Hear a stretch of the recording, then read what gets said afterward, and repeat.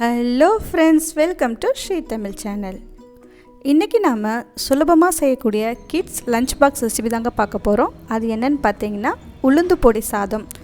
ரொம்ப சுலபமாக செய்யக்கூடிய இந்த உளுந்து பொடி சாதம் ரொம்ப ஹெல்த்தியானதும் கூட. நினச்ச உடனே ஒரு 5 நிமிஷத்தில் நாம் இதை செஞ்சு முடிச்சிடலாம். வாங்க எப்படி செய்யலான்னு பார்க்கலாம். அதுக்கு ஒரு பேனில் 1 ஸ்பூன் எண்ணெய் சேர்த்துக்கங்க. அது கூட ஒரு 2 டேபிள் ஸ்பூன் உளுத்தம்பருப்பு சேர்த்துக்கலாம்.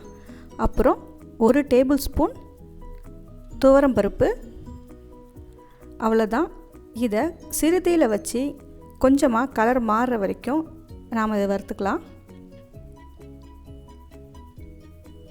பருப்பு கருகிடுச்சுன்னா அந்தளவுக்கு சாதம் நல்லா இருக்காது. அதனால் கண்டிப்பாக சிறுதீயில் வச்சு நல்லா கோல்டன் கலர் வர வரைக்கும் இதை நல்லா வறுத்து எடுத்துக்கோங்க. கலர் மாறின உடனே ஒரு 3லேருந்து 4 காஞ்ச மிளகாய் சேர்த்துக்கோங்க. உங்கள் காரத்துக்கு ஏற்ற மாதிரி காஞ்ச மிளகாய் சேர்த்துக்கலாம். அப்புறம் 1 டேபிள் ஸ்பூன் தேங்காய் துருவல் சேர்த்துக்கோங்க. இது எல்லாத்தையும் சேர்த்து திரும்பவும் ஒரு 2 நிமிஷத்துக்கு நல்லா வறுத்து எடுத்துக்கோங்க. குழந்தைங்களுக்கு கொடுக்கறதுனால உங்கள் குழந்தைங்களோட காரத்துக்கு ஏற்ற மாதிரி பார்த்து சேர்த்துக்கோங்க. இதில் நெய்யும் சேர்க்க போகிறோம். இப்போ பார்த்திங்கன்னா மிளகாய் ஓரளவு வறுபட்டுருச்சு. இந்த சமயத்தில் நாம் கொஞ்சமாக பெருங்காயம் சேர்த்துக்கலாம். பெருங்காயம் சேர்த்ததுக்கப்புறம் ஒரு தடவை எல்லாத்தையும் நல்லா சேர்த்து கலந்து விட்டுட்டு நாம் இப்போ ஸ்டவ் ஆஃப் பண்ணிடலாம். கொஞ்ச நேரம் ஆறட்டும். ஆறுனதுக்கப்புறம் ஒரு மிக்ஸி ஜாரில் போட்டு கொரன்னு இருக்கிற மாதிரி அரைச்சிக்கலாம்.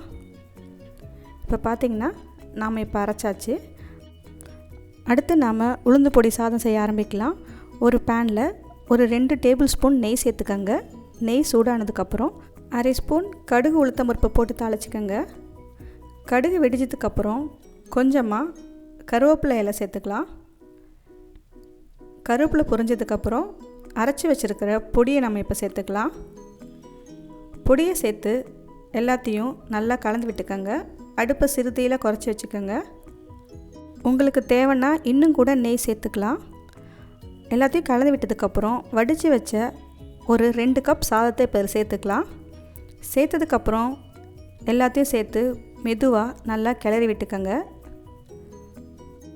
தேவையான அளவு உப்பு சேர்த்துக்கலாம். உப்பு சேர்த்ததுக்கப்புறம் ஒரு 1/2 ஸ்பூன் லெமன் ஜூஸ் சேர்த்துக்கோங்க. எல்லாத்தையும் சேர்த்து நல்லா கலந்து விட்டுக்கலாம். அவ்வளோதாங்க, ரொம்ப ஹெல்த்தியான உளுந்து பொடி சாதம் நமக்கு ரெடி ஆகிடுச்சு. குழந்தைங்களுக்கு செஞ்சு கொடுத்து பாருங்கள், ரொம்ப விரும்பி சாப்பிடுவாங்க.